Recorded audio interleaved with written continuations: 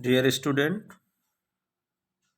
आज उर्दू की क्लास में आपके फर्स्ट पेपर में निसाब में शामिल जो सबक है लखनऊ की रईसाना ज़िंदगी की एक झलक, जो रत्ना सरसार का नावल फसाना आज़ाद से लिया गया है।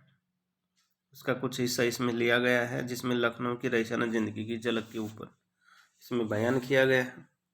रत्ना डार सरसार इनका पूरा नाम, और कश्मीरी फैमिली से बिलोंग रखते थे और लखनऊ में ही सेटल हो गए। 1846-47 के दरमियान इनका जन्म हुआ, विलादत, और 21 जनवरी 1903 को हैदराबाद में इनकी वफात हुई। रत्ना सरसार का सबसे बड़ा जो अहम काम था वो फसाना आज़ाद, जो 1878 और 83 के दरमियान लिखा गया। इसी के हिस्सा है लखनऊ की रईसाना ज़िंदगी की एक झलक, जिसका आप तफसील से बयान करना चाह रहे हैं। मुसन्निफ का हवाला सबसे पहले है। पंडित रत्ना सरसार एक तालीम याफ्ता कश्मीरी पंडित थे और उर्दू फारसी के अलावा अंग्रेजी ज़बानों अदब से भी वाकफियत थी। उर्दू नावल के फ़रोग़ में सरसार का ये कारनामा नाक़ाबिल फरामोश है कि इनकी तख्लीक़ात फसाना आज़ाद, जामे सरसार, शेर कहसार ने ऐसी शोहरत पाई और इन्हें ऐसा कबूल आम हासिल हुआ कि उर्दू में इस नस्र सिन्फ की बुनियाद मजबूत हो गई।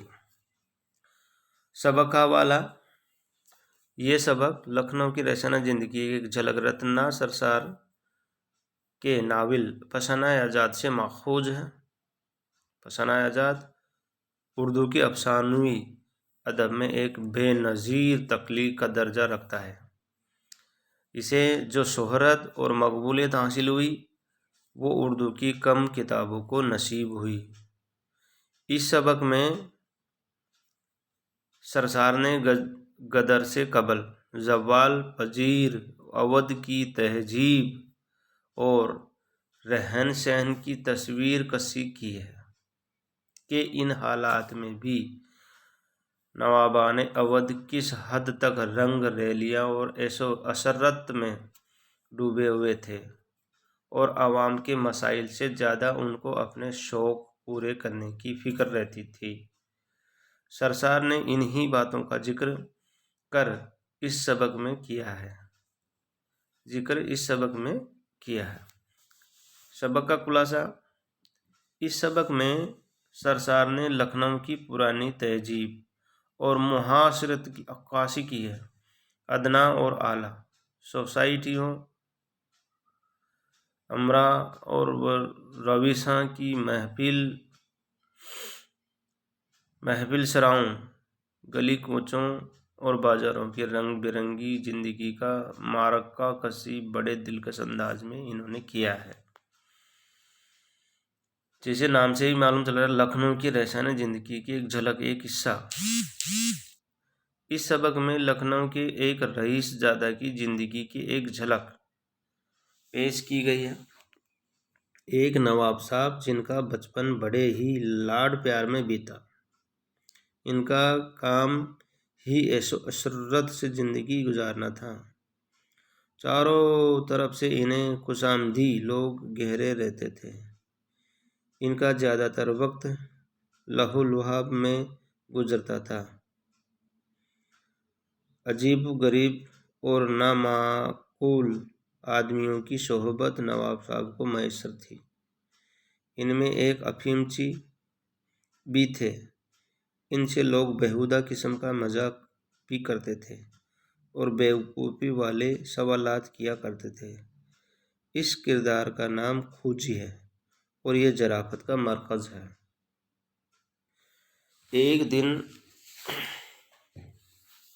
नवाब साहब के चहेते बटेर सपे सकुन उड़ जाते हैं और जब उनको ये खबर मिलती है तो बहुत ही बेचैन और बेकरार हो जाते हैं। नवाब साहब बेमुख्तलिफ सिमत में बटेर को तलाश करने के लिए सवारों को भेजा और कहा कि जो कोई मेरे सपे शकुन को ढूंढ लाएगा उसे 1000 रुपया नगद बतौर इनाम दिया जाएगा।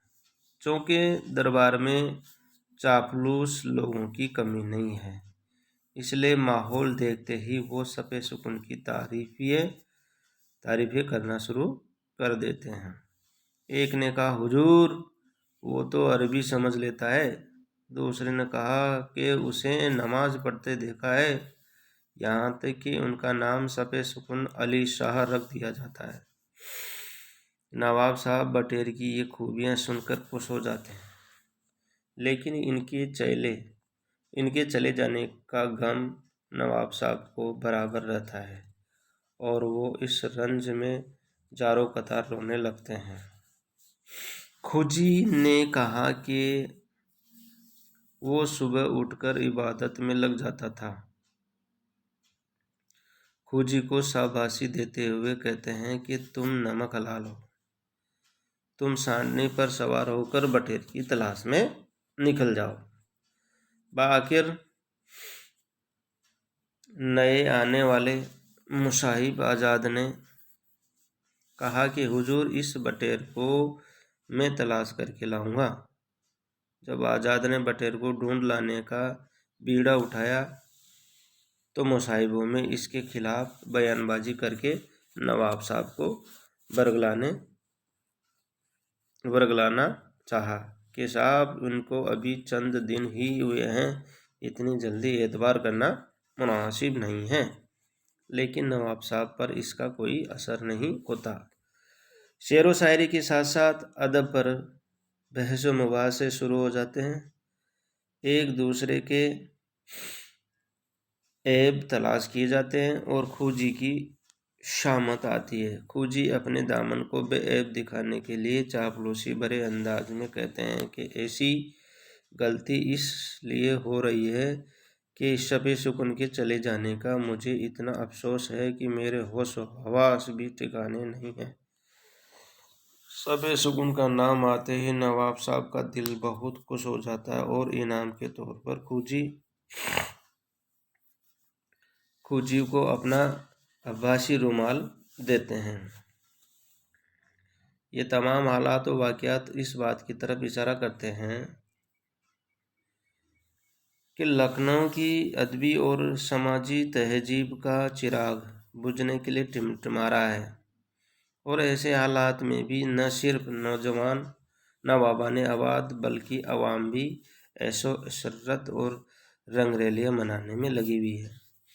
सरसार ने इस वक्त के माहौल में जो बुराइयां थी उनका तंजो जरापत पिराया में मजाक उड़ाया है और ये दिखाने की पुरजोर कोशिश की गई कि ऐसे माहौल में इन लोगों से ऐशो इशरत का जो शौक चढ़ा हुआ है उसको जाहिर करने की इस सबक के जरिए कोशिश की है। शुक्रिया।